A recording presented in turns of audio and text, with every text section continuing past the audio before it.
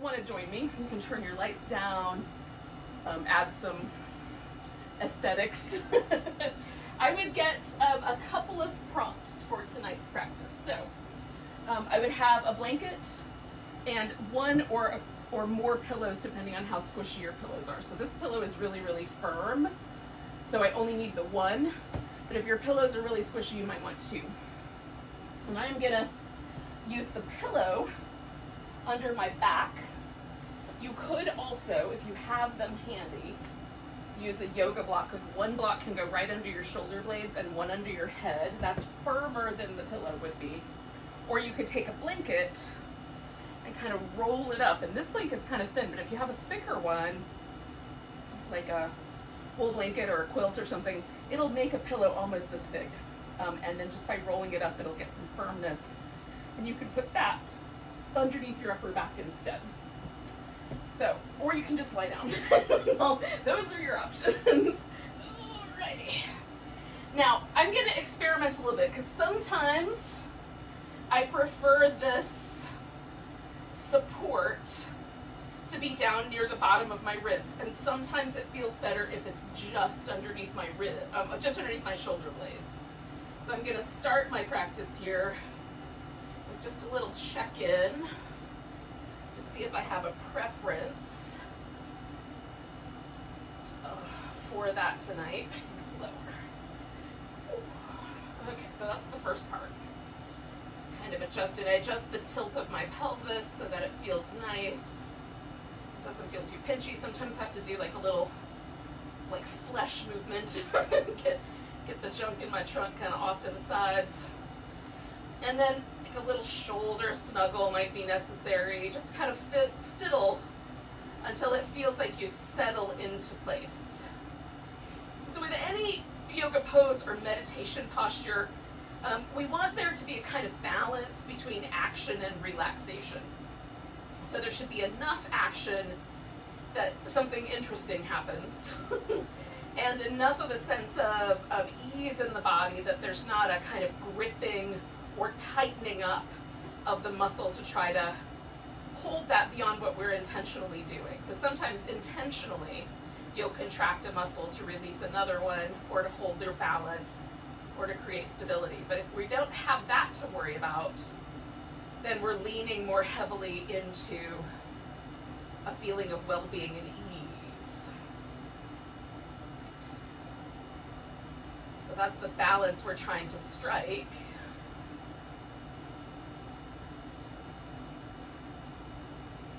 There are numerous Hatha yoga texts that date back to the year 1000 and forward to today that seek to find that balance.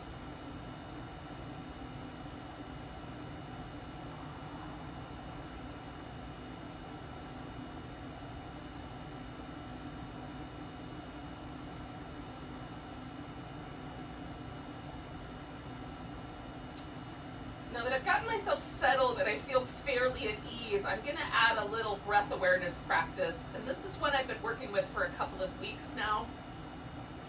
And the practice is very simple, but for me, relatively powerful. So I'm creating just a little pause at the top of the inhale, just briefly pausing there, and then allowing the exhale to be really smooth and easygoing. I'm not trying to control it. I'm not trying to force it. It's really just almost like the exhale just takes care of itself. So a normal inhale, pause at the top just briefly, and then just allow the exhale to meander out. That's the practice. Now, if it creates any sense of breathlessness or challenge or any sort of dangerous feelings, like you feel like you can't breathe or anything like that, stop doing it, just breathe normally. The pause is important, and it's meant to sort of create a sense of calm. And for me, because it's happening at the top of the inhale, it creates like just a little heightened awareness. Like it sort of perks me up a little bit. And then the exhale is so soft and easygoing that it emphasizes or sort of a sense of calm and well-being. So it has a kind of balance, like I was talking about, of kind of action and release, right? A little bit of a perk up and a sense of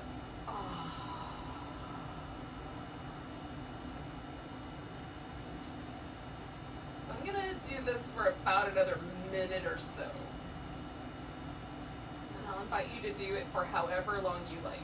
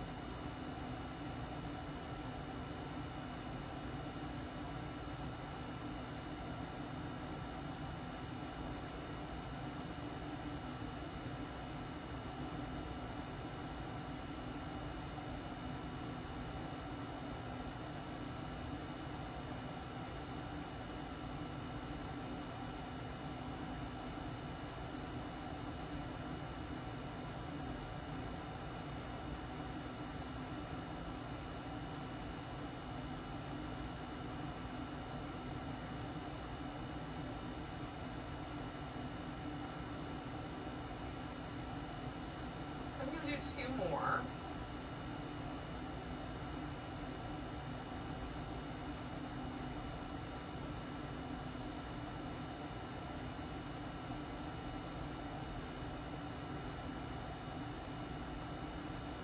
Now I'm just going to let my body kind of do its natural breathing. And while that's happening, I'm going to sort of slowly move myself off of this pillow. So I'm going to come down a little bit. Eventually set that guy off to the side.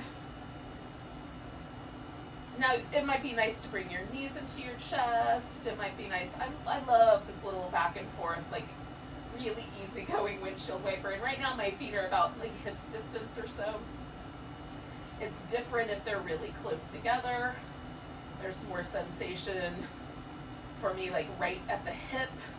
If I take them really wide apart, it sort of turns into a twist. So the sensation comes up the sides of my body, and that's interesting to me. So if you have a preference, you could go with the preference. And if you don't have a preference, you might experiment a little bit, see what happens tonight. There's nothing wrong with preferences, but what ultimately we're trying to do with any yoga practice is to be present for what's happening, right? And this is why it's like a kind of almost like a life psychology practice. It's because like in the real world, I am like my preferences are not as as I would like them, right? The world is operating in a way that is not my preference. It's not what I love, but it is what it is, right? It is happening as it is, and so for me, I can resist it, and that feels interesting in a certain way. I feel the resistance as sort of stickiness, heaviness, kind of discomfort, kind of lethargy. Whereas if I sort of approach but not my preference, with a sense of sort of curiosity or a willingness to be open to the experience, there's a lot more flow and a lot more kind of ease, and I feel like I'm a part of a kind of creative experience that's happening. Now, convincing myself to that is appropriate response to external stimuli is interesting, right? So I can do this really easily on my yoga mat because the stakes are low. When it comes to my life and whether I can feed myself and pay bills, the stakes are high. So my goal eventually is to be able to approach either situation with the same openness and creativity. So this is my chance to sort of experiment with that, right? So whatever yoga pose I'm doing, if I realize, oh, that's not my preference, can I bring myself into a sort of state of being curiously open to the practice as it's unfurling. So with that in mind, I'm going to grab hold of one leg, stretch the other one out, and you can find like what's your preference for holding your leg. Like, do you want to hold it like a little bit closer in? Do you want to have a kind of loose hold on it? Do you want to use a strap? Normally for me, I kind of lace my fingers together back here, but maybe I'll do something a little different in a moment, right? Just kind of hang on to the leg. See what happens if I change it. And then we're going to spin the foot in circles. Again, you can go with your preference because preferences are fine. There's nothing wrong with a preference. Or you can switch it up. Circle your foot the other way.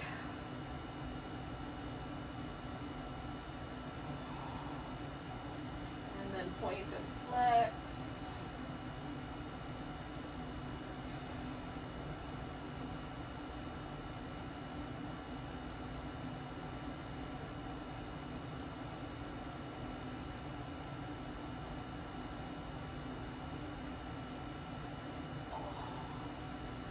All right, now I'm going to kind of keep this situation where my leg is sort of a little bit, it might be slightly externally rotated, but it's definitely abducted. It's not hugging towards the midline, it's out to the side. I've got a nice little V situation happening. And again, I can just hold onto it as I've been holding on, just kind of holding onto my ankle. I could also grab my big toe. This is often my preference. Or I could grab the side of my foot, either the outside or the inside. Sometimes I like that one more. This one's more powerful. It's a more secure connection, so my leg feels like it's being moved with a more powerful hand.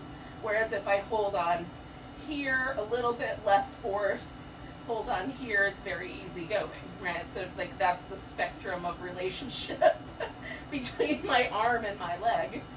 So I might pick one in the middle or something else. So I'm reaching out through my left leg. Now, as it stands right now, my left leg, my left hip, my spine, everything is kind of in neutral here. I want to create a situation where I can extend the front of my hip. So there's a couple ways I could go about that. I could put something under my pelvis so it lifts the hip up, and then my leg as it reaches for the floor will naturally extend. Or I can lean a little over here to the right, and as I extend that leg towards the floor, my hip is going to extend. So I'm going to go with this version. But you could go with the other version as well. This is slightly off center and might create some discomfort that's not appropriate. And I'm just going to sort of oscillate between stretching out and extending the front of this hip. And then kind of taking the pressure off. And do that one more time.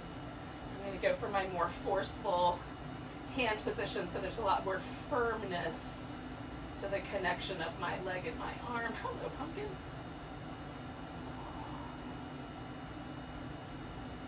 And I'll let go. And now I'm going to do this little rock the baby. It's kind of back and forth. I'm being mindful of my knee, because sometimes as I get to this point where the knee is over the center or a little bit more adducted, a little across the middle, I'll feel a lot more resistance from my hip. And if I go too far, my knee will sort of start to feel twingy. So just being mindful of your knee.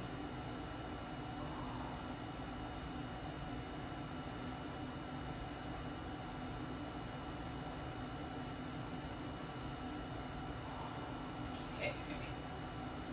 Now, I'm going to do a twist. So I'm going to take the bottom leg, my left one, and just throw that on the floor like that, and then wrap this top one around it and go over to my left.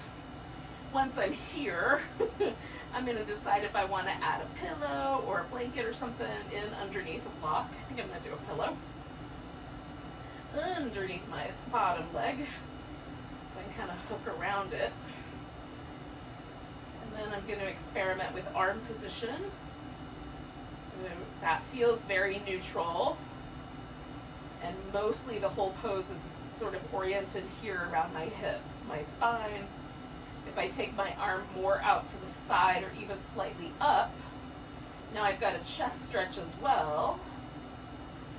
that's creating like a little reverberation that's going sort of diagonally through and across to the top rim of my left hip, which is interesting to me. So again, I'm just trying to be present for the relationships that are happening as I kind of fiddle with the poses. What's the relationship of my right arm and my left hip? What's the relationship of my right hip to my left hip?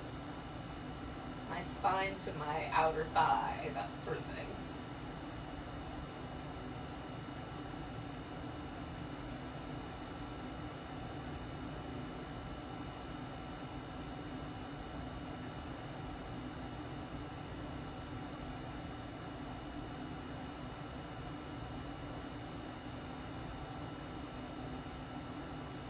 Just being present for this little low stakes world of like, oh, how does my chest muscle feel? Right? This is a delightful place to spend a little bit of time. It's like a mini vacation from the rest of everything else that normally travels on in my head. So if I can really fully immerse myself in this experience, there's a kind of lovely like renewal of my relationship to my body and the moment that I'm in.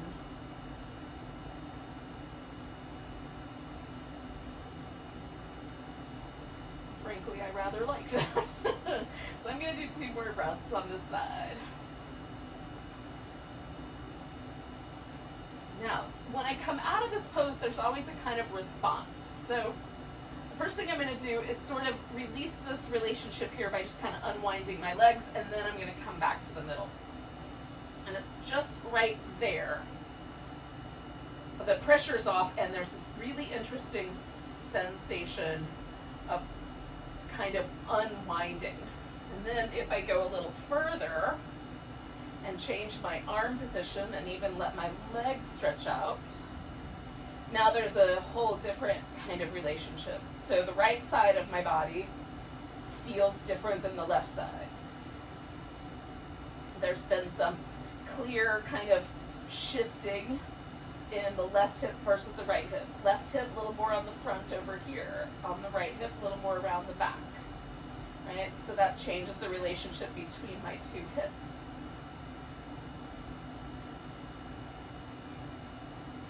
There's a difference in the way my spine feels. There's a little bit of a difference in the way my shoulders feel. My right shoulder feels a little bit farther away from the right ear compared to the left shoulder and the left ear, even if I try to get the shoulder blades neutral.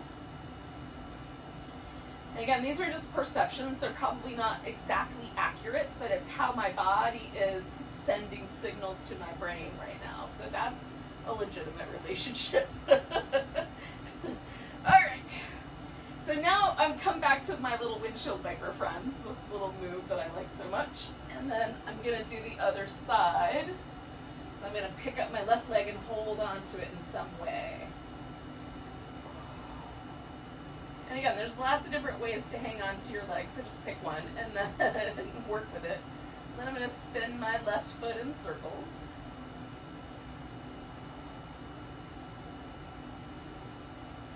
And go both directions after a bit.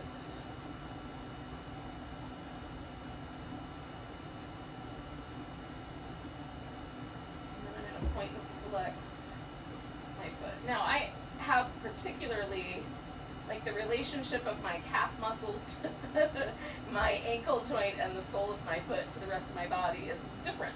My hamstrings are fairly loose and soft. Rarely do I get feedback from them that stuff is tight. Whereas my calf muscles always feel tight.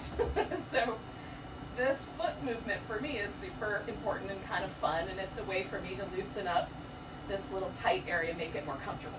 So if that's not your jam, you can, do something else with that time as you like.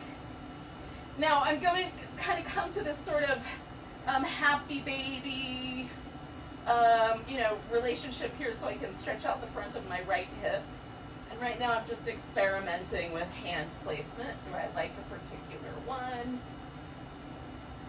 Now my right hip's a little tighter than the left, so I don't have to move my left thigh down as close to the ground as I did on the other side. I certainly can do that, but I don't have to. I've already got a relationship where my leg wants to float off the floor, so I can drop into that extension, and there's more resistance to that extension here. So I do the best I can. This space does not get as open or expanded feeling on the right as it does on the left. There's always a little sense that this hip wants to hold itself together more. There's probably a good reason for that. So I'm not entirely opposed to it. But it's interesting to explore.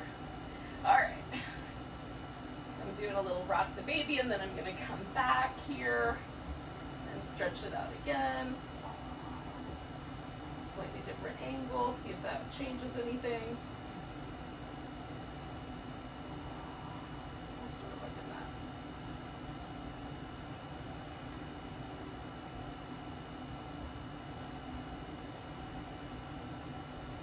Rock my baby again. I'm going to do one more, and I'm going to sort of try an slight internal rotation of my right hip. So I'm going to do a little bit softer relationship here. And then I'm going to see if I can get this thigh to rotate inward a little bit and stretch it that way. And see if the relationship between the internal rotator and that kind of sense of resistance is clear.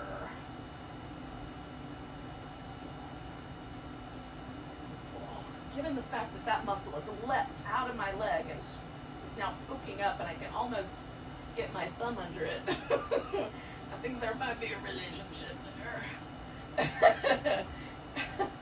Alrighty. So I'm going to put my right foot on the floor, put my left leg around, and as I just pause for a second before I do the twist, I'm just going to see what happens to that sensation right there. It's interesting. All right, I don't know what's happening in your body, but hopefully you're finding fun landscapes to explore with your own awareness. Okay, so I've got this pillow here, and that just kind of lets me kind of hook my legs around. You don't have to have a pillow if it fits better without it. Do what you want to do. And then I'm going to sort of explore the arm position here and see if I like focusing more on the hip on this side, or if I still want the arm in there.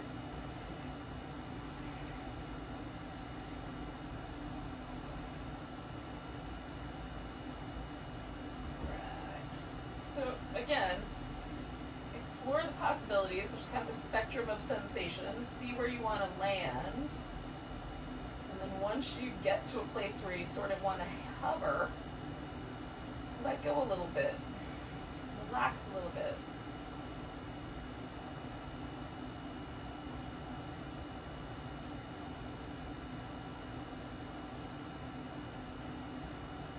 Even when we're holding a yoga pose relatively still, the breath is animating that pose.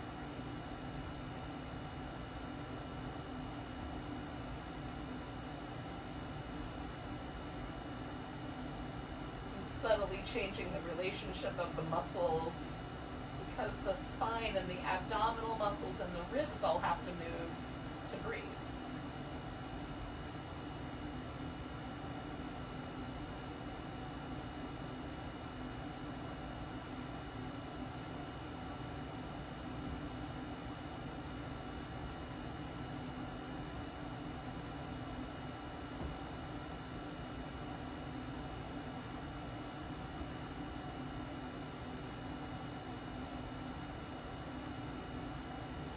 Do 2 more breaths.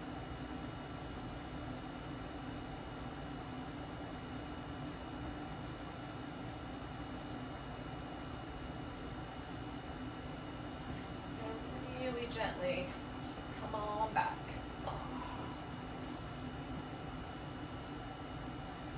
Release the shape.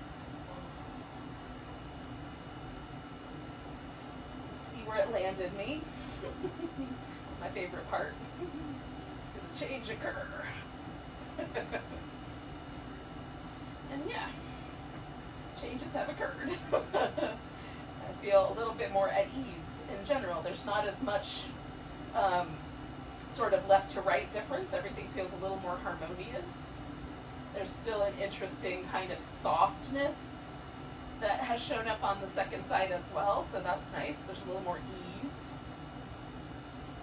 All right, so we're going to come to a seated position. I'm going to take a moment to lay on my side, and then I'm going to sit up.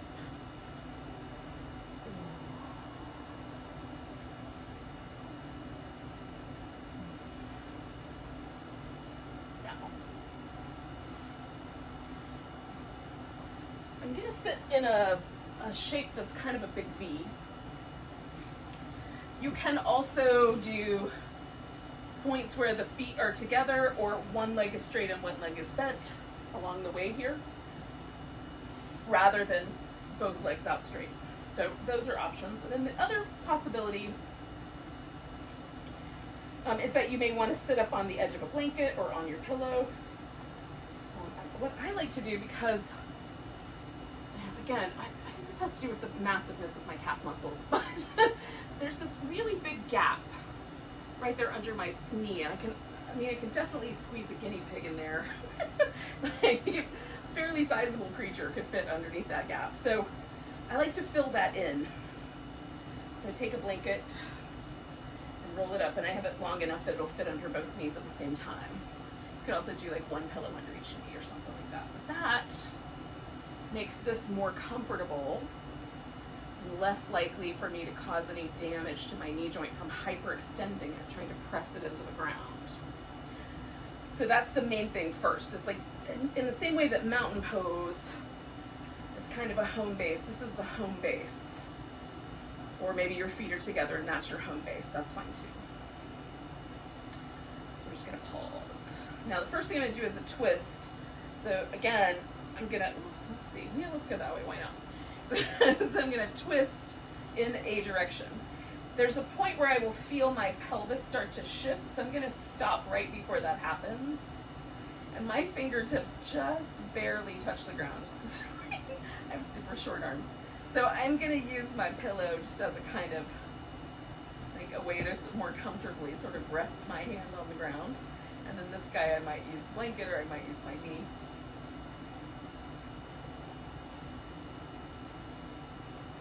Right now I'm just trying to spiral my spine without, bringing the pelvis around too much. I'm not forcing it to stay down. I'm just stopping before it starts to move, mostly, is the approach. And as my spine sort of adjusts the fluid that's in between each vertebrae, I can twist a little more. And then will come a point where things will stop, and then I just pause. If there's any discomfort, of course, pause before the discomfort.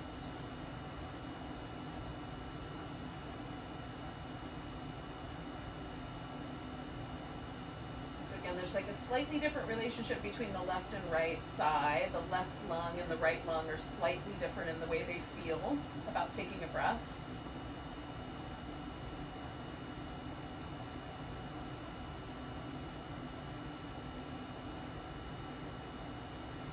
Now, I'm kind of turning to my left, but I'm going to bend to my right. So I'm going to take myself over to my right in this big side bend. And again, you could bend one knee here if you wanted.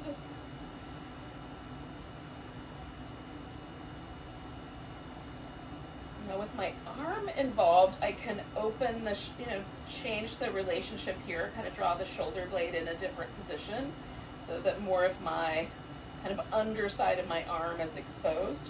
Or I can rotate the arm kind of inward, brings the shoulder blade slightly more out to the side, engages more of my latissimus dorsi muscle, and sort of changes the relationship there.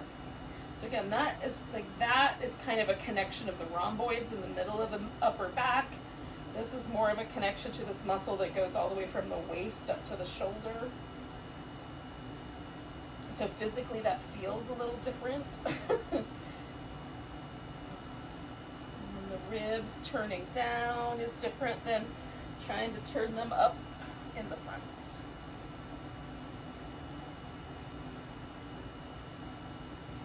I'm going to take one more breath. I'm going to come back out of there. I'm still sort of turned that way, so now I'm just going to turn back to the center. And I didn't really change my leg arrangement, but they will kind of settle into place. If you did change your leg arrangement, just go back to whatever your home base is. Whether that's the V or the feet together.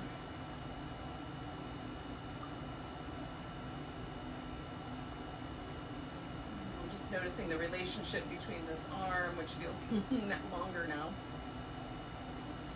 How my spine is kind of gently returning all of the fluid to a more neutral position. This side of my ribs, this side of my low back have have an interesting and different relationship than they did before that pose. And what I'm sort of waiting for, watching for, is the sense that a lot of that shifting has stopped. And there's a kind of lightness or an ease that shows up, and that's when I know it's like I can proceed to the other side. Right? So I'm going to start with a twist. Again, right at the point where I feel the hips start to leave the floor, I'm going to pause. And very likely this relationship will change, and in a few seconds I'll be able to twist a little more, and then maybe a little more. But again, just always sort of stopping as soon as I feel like the hip wants to come with me.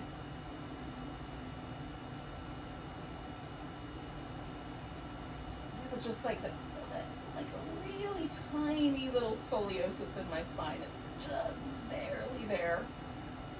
When I was in middle school, they did all that like really embarrassing testing where you would have to be in the same room with other middle school girls without your shirt on. They would make you bend over and look at your back. So maybe I might have just triggered myself, but in any case, not to joke about that, but I'm having the emotions again. Always in that circumstance, there was like this, I was like put aside for a second to be checked out a second time because there's a little tiny curve. It was never enough to correct it, but it was enough for it changes the way my pose is, right? And that's probably more common than not, frankly. So there might be like a slight asymmetry that you perceive to your own pose. That might be because your spine has a unique little curve in it.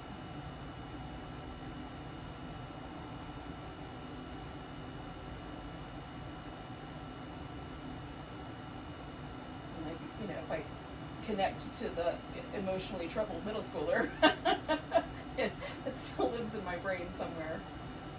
I want my spine to be exactly perfect like everybody else's, but it's not. It is what it is, right? So again, I have to sort of meet up with my preference. Now, I let my twist go just a little bit because on that side it's a little more strong. So I'm coming over into my side bend, and again, I'm going to sort of experiment with, do I want more of the sensation here to be in between my shoulder blades and my upper back, around my neck? Do I want to lengthen that sensation out across my back? By adjusting the arm, and maybe some of each.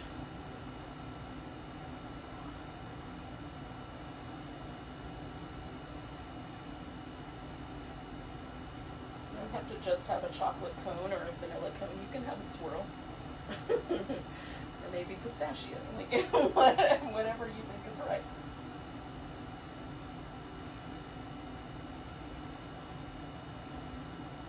Again, I'm going to stay for about 4 more breaths.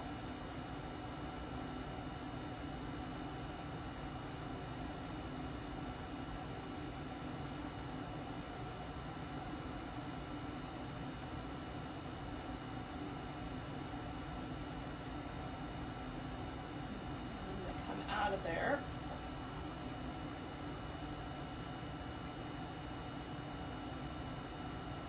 As I come out of the pose, my body gave me some interesting signals, like don't turn yet. Stay right here for a second. And then slowly, I'm going to unwind this back into neutral.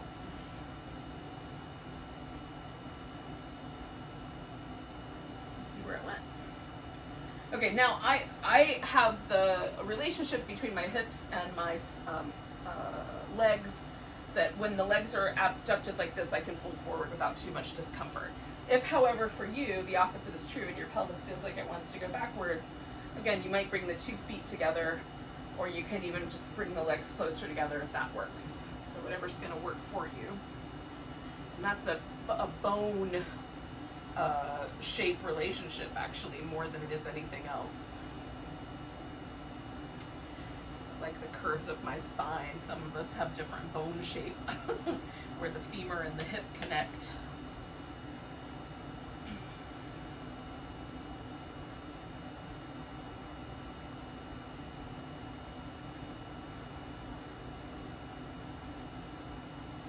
Experimenting with the difference between having all of the muscles in my legs turned on and all of the muscles in my legs sort of soft and receptive.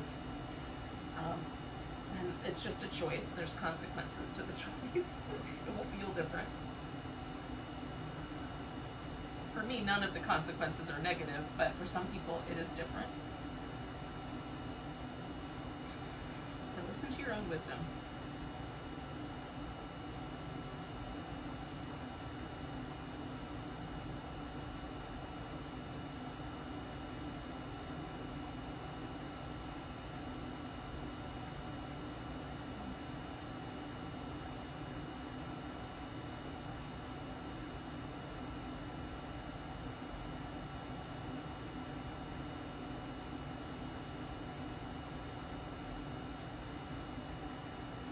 Do 2 more breaths.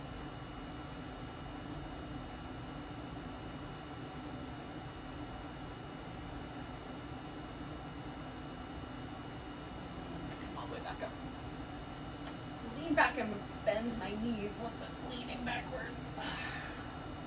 All right, so that was kind of a long time to have my legs in that position, so I'm going to take just a moment to sort of let them settle in. Now, I am going to do some prone things. So I'm going to start with a child's pose, and then we're going to kind of do some cobra-like things, maybe even some lunge-like things. We'll see. We'll see how I feel. But in any case, if child's pose is not your jam, if the top of your shin is really tight or the top of the ankle joint is really tight, then you can take your blanket and sort of put it down on the floor so that your shin is supported and maybe the ankle hangs off the edge. Or if it's the kneecap, it might be that you want the support to go down the middle of the shin, and there's a little like air space between your kneecap and the floor. So that's one possibility. And then the other possibility is to use a pillow under the upper body so that the head maybe isn't held as low or a little bit higher. So I'm going to use the pillow because it's really comfy, but you may want to play with it. I'm also going to do more of a wide knee. So the toes kind of closer together than the knees are, but not touching. Some people like it to touch, so that's a possibility.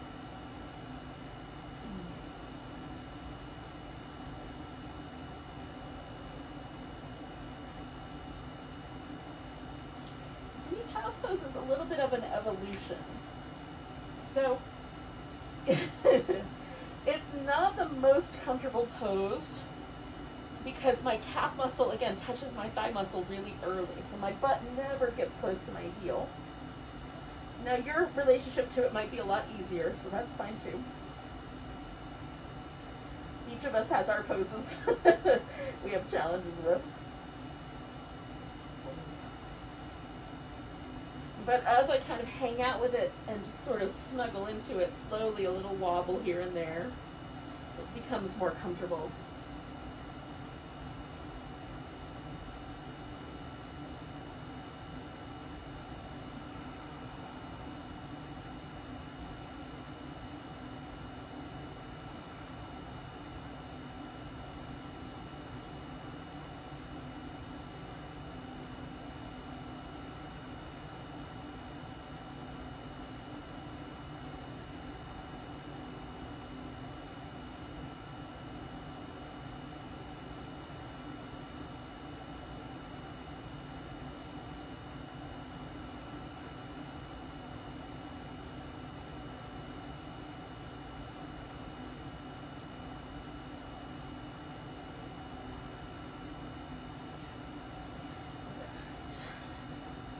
So I'm going to come onto my belly. I'm going to start with some cobras. Now again, like for some folks, the relationship of the legs is tricky. So having the legs outstretched and pressing down into the feet If that's bothersome for the knees, you can keep the knees bent and just press the top of the thigh down into the floor. So we use the legs to anchor because that helps protect the low back. And that's the whole reason for the anchor point here. So, I'm gonna get my hair out of my eyeballs. Sorry. I'm having one of those days because of the humidity where it's very fluffy and hard to control. So, I'm gonna put my hands up really high to start with. And then sort of rolling my shoulders in, pressing the legs down, lift. And again, I'm using my back muscles. The arms are here to broaden the chest and kind of hold me in place. But most of the energy, again, it's called Cobra, so it's meant to be done like a snake with the animals of the, or the muscles of the torso. It's not an animal with legs, so it doesn't push itself up with its arms. So the implied action is here that we're using the back muscles to lift.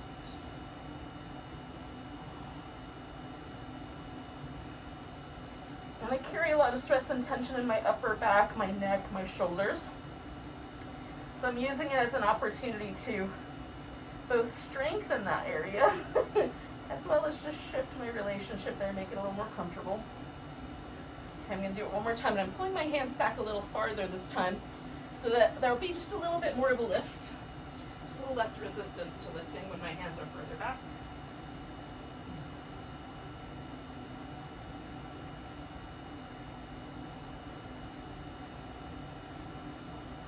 Coming back down. I'm just gonna circle my shoulders in both directions a little bit.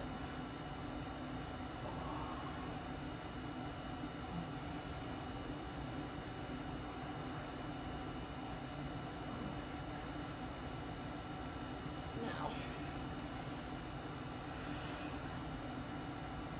I think we will do some lunges.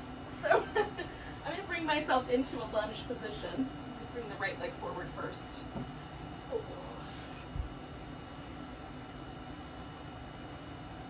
This has similar qualities in that it's a hip extension, right? So that's a little bit like the pose we did laying on our back was like this but upside down. A little bit like this.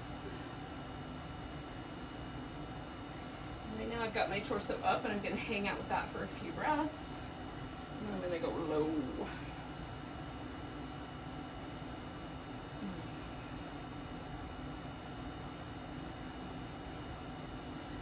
So I'm going to come over and see, like, if I just put my hands on the floor, how does that change things? And then if I wanted to put my elbows on the floor, is that even possible? It is, but I probably shouldn't go any further.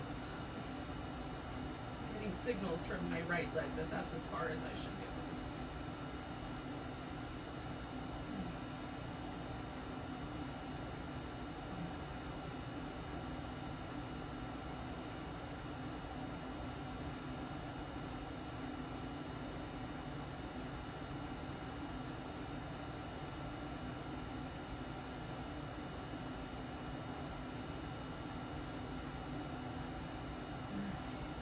One more breath.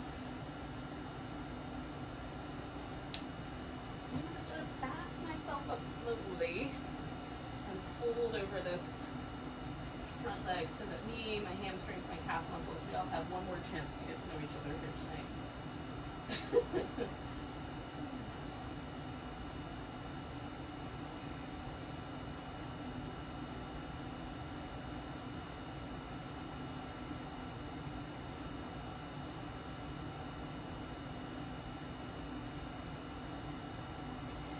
Kind of transfer this into a spinal balance while I'm at it. So I'm going to take this right leg back and then my left arm up.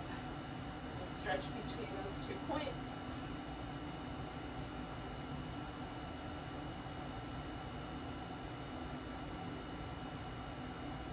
And release that leg. Come back towards child's pose. I'm going to go as far as it'll let me and do a little wobble.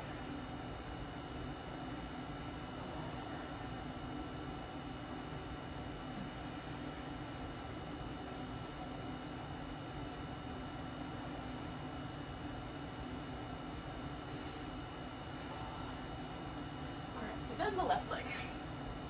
And again, I'm going to start with the lunge that's a little bit easier going, at least for me, and that's the one with the torso all the way up. I just have a little more control over how much sensation I get.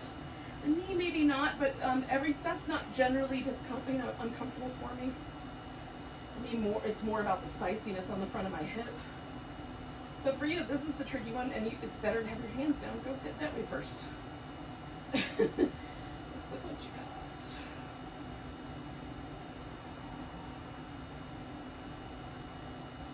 And then I'm going to see about what happens if I put my hands down here. And then what happens if I put my elbows down here? Because this one is often a little more sensitive. And my left elbow doesn't quite want to touch the floor, so I'm just going to hang it up here. That it won't go down yet. Things might change in a second. Not right now.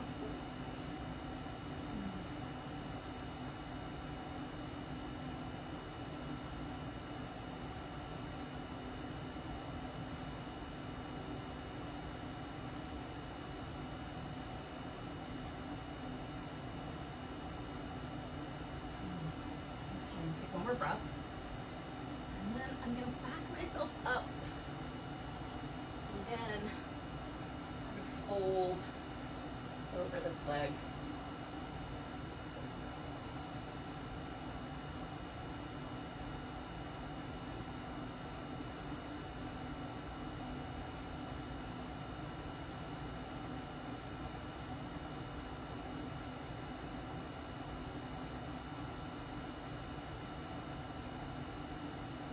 Two more breaths.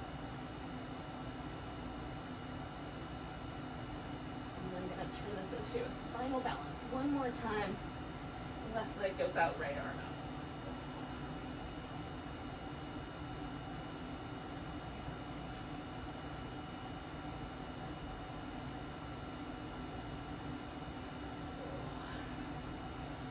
One more time back to child's pose.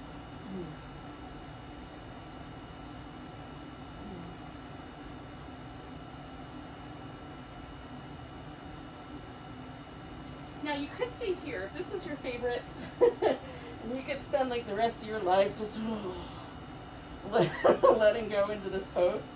Awesome. You can come to a seated position, that's what I'm going to do first. Or you can just lie down. I'm going to do that second. I'm going to start seated. So that's up to you. We're going to do a little bit of breath practice.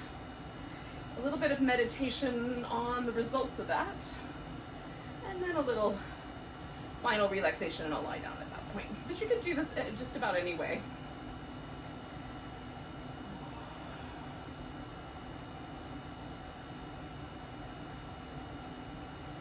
So the breath practice is, we're just going to let the breath do its thing. We're not going to try to emphasize the breath too much, but we're going to pay attention to it in a very particular way. So we're going to imagine that the inhale grounds us. It moves down into the pelvis, down into the earth, and you can even picture in your mind like roots growing into the earth if you're into that sort of thing. You have a hard time with visualizations, just feel how when you take a big breath, like the muscles in the pelvis and the lower abdomen and stuff like that all expand. So you become aware of the sort of base.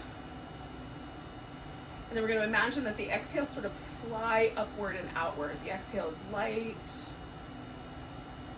The inhale is really grounding. The exhale has a kind of light, airy, effervescent experience to it.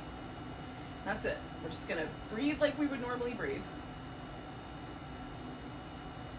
But imagine that downward moving inhale and the upward movement of the exhale.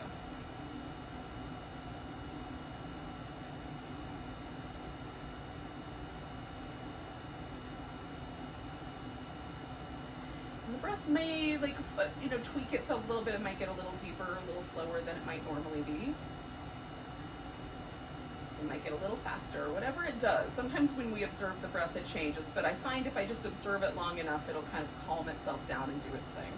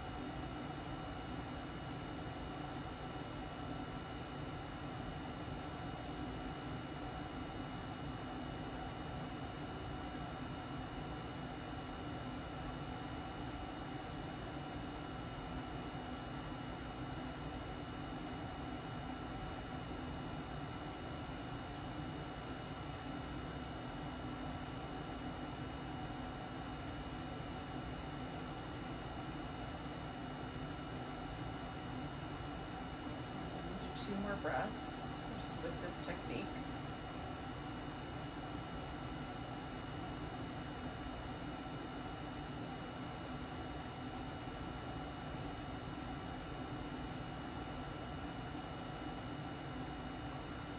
And I'm going to drop the attention to the breath and just try to be where the practice brought me.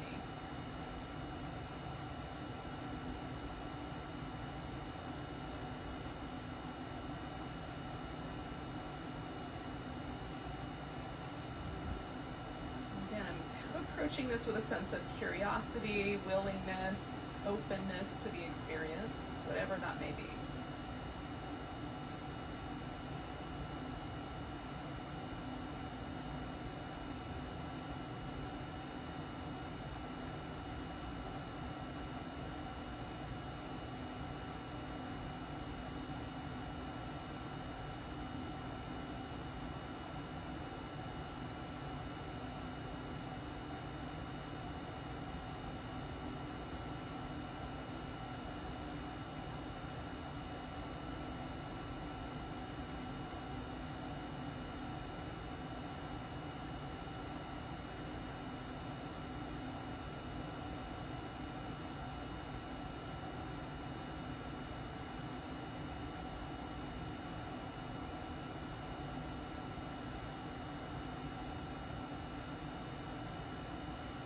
Now I'm going to slowly kind of transform myself into a reclining position, just lie down. I'm going to use this pillow under my legs because it's more comfortable for my low back. And if you're already lying down, then you're already there. You just have to relax. And we're just going to, again, just carry on with just being wherever we are, but in a super relaxed way.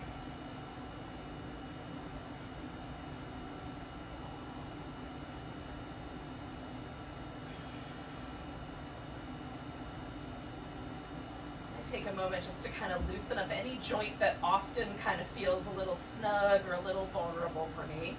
Hips, all the joints in my spine, knees and ankles, arms and shoulders. Just take a moment to make sure all those joints are in an easygoing way.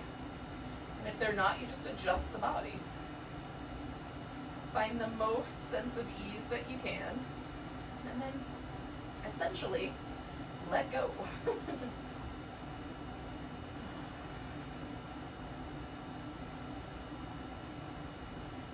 you need like a little pillow for your head, put one under there. If you need to cover up, cover up. Make it a little cocoon.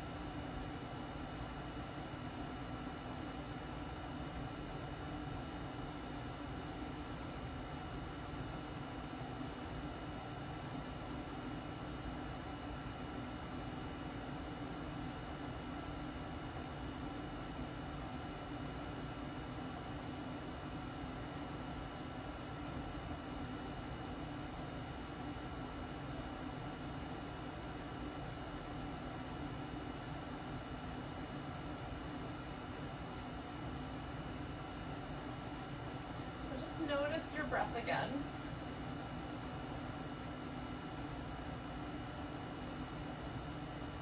You don't have to mess with it too much, just pay attention to whatever it's doing.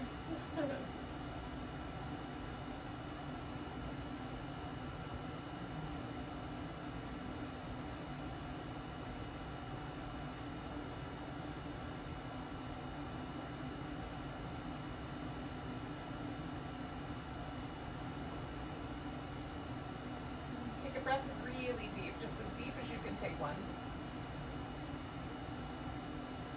And let go with a sigh.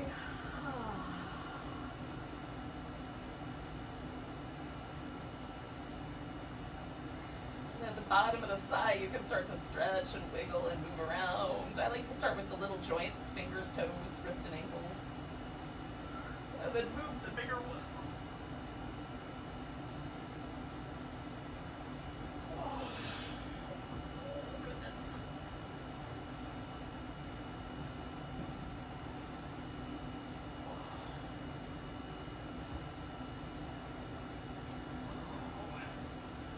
When you're ready, you can meet me in a seated position.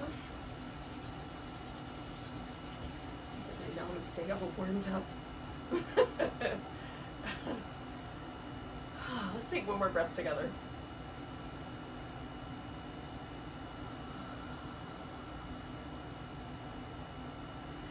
Namaste.